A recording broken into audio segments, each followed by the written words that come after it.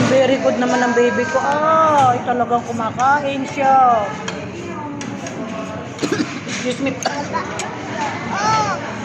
Excuse me po. Spaghetti. Ayaw mo talaga yung spaghetti. Ito oh. Gusto mo to? Chicken rice lang talaga.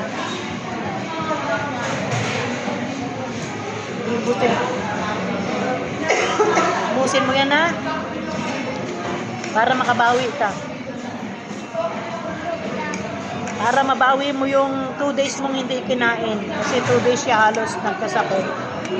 Ayaw talaga kumain. Ayaw mag-milk. Ang bilis pumaya. Lumali magkal yung ganito niya. Eh nung nandito na kami sa bayan, sabi ko kakain muna tayo. Sabi niya, nanay chicken rice. Sabi niya agad. So alam ko na ibig sabihin nun, Jollibee.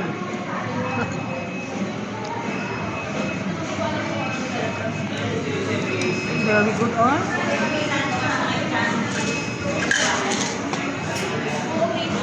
Thank you Lord, magaling na apo ko. Pero kahapon, wala ako sa bahay. Nagbantay ako sa apo kong nagpa-practice ng sayaw sa Gayap Elementary School.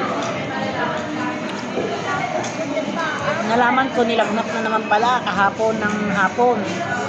Ay, imbes na mamamalengke ako, hindi na lang. Sabi ko, nagmadali ako umuwi at ito nga inaalala ko. Yawa naman ng Diyos, pag-uwi ko, napainom na pala siya ng ate niya ng gamot. Sabi ko, salamat.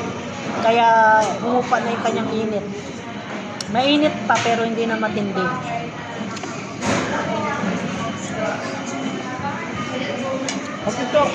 Pag ito ang nagkakasakit, pag yan ang nagkakasakit, sobrang nag-aalala ko.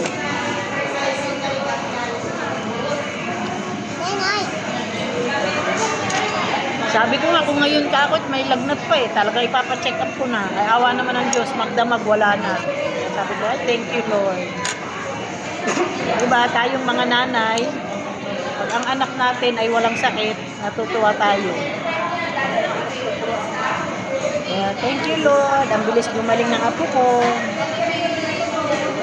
Kung may lagnat pa sana siya ngayon, 3 days, pero thank you Lord, wala na siya. Nagaling na, hindi na nagpa-check up.